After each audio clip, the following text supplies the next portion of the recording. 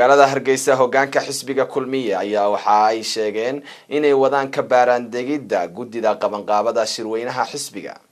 sida warbixintan ku faahfaahinayo wariyahayaga Maxamed Faarax Oomaade oo warka nooga soo diray magaalada Hargeysa. gudoomiye ku-xigeenka koowaad ee xisbiga kulmiye Maxamed Kaahin Axmed oo warbaahinta uga waramay halka ay u marayso gudiga qabanqaabada shirweynaha xisbiga kulmiye oo dabayaaqada bisha December ee sanadkan lagu wado inuu qabsoomo isla markaana la filayay inay si degdeg ah ugu dhawaaqaan ayaa waxa uu sheegay in hawshaasi ay marayso meel fiican ayna si rasmi ah u shaacin doonaan toddobaadkan gudihiisa gudiga qabanqaabada shirweynaha xisbiga kulmiye. Maxamed Kaahin Axmed oo arintaasi ka hadlayana waxa hadaladiisii kamid ahaa bismillahir rahmaanir rahiim ayaa buu mahadsanyihiin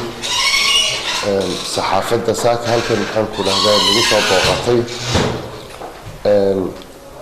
adeer baan idinku mahadnaqayaa waa lala wada socdaa xisbiga kulmiye shirweynihiisii wuxuu noqonayaa haddii ay baydmo dabayaaqada bisha 12 December 2013 inta ka horeysana waxa aan ku jirnaa oo xeerarka xisbiga iyo shuruucda kale dalku ay waajibinayaan in maxaan ku dhahdaayay aan u diyaar garoono oo aan qabanno qabanqaabadii maxaan ku dhahdaayay shirka sida ka warqabno waxa la yiraahdaa xisbiga aan gudihiisa dimuqraadiyadda jirin dibadiisana dimuqraadiyadda ma jirto waxa laga maarmaana talaabooyinka in laga wada tashado waa koow waxa laga maarmaana in maxaan ku dhahdaayay si qoto dheer looga baaraan dego waxa laga maarmaana talooyin mugle in maxaan ku dhahdaayay la iska weydiiyo kuwa socda waxaan rajaynaynaa ilaa labada casho ee soo socda aynu si dhaqso ah aynu saxaafadda ula soo xiriireynaa. Maxamed Faarax Oomaade, Somali Channel, Hargeysa.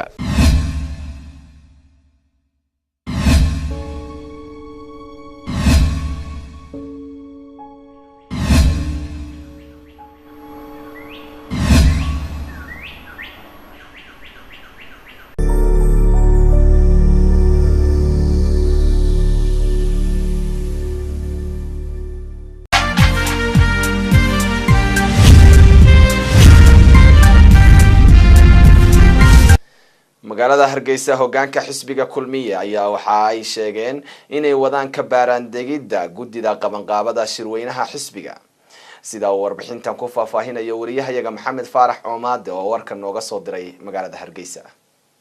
gudoomiye ku-xigeenka koowaad ee xisbiga kulmiye Maxamed Kaahin Axmed oo warbaahinta uga waramay halka ay u marayso gudiga qabanqaabada shirweynaha xisbiga kulmiye oo dabayaaqada bisha December ee sanadkan lagu wado inuu qabsoomo isla markaana la filayay inay si degdeg ah ugu dhawaaqaan ayaa waxa uu sheegay in hawshaasi ay marayso meel fiican ayna si rasmi ah u shaacin doonaan toddobaadkan gudihiisa gudiga qabanqaabada shirweynaha xisbiga kulmiye. Maxamed Kaahin Axmed oo arintaasi ka hadlayana waxa hadaladiisii kamid ahaa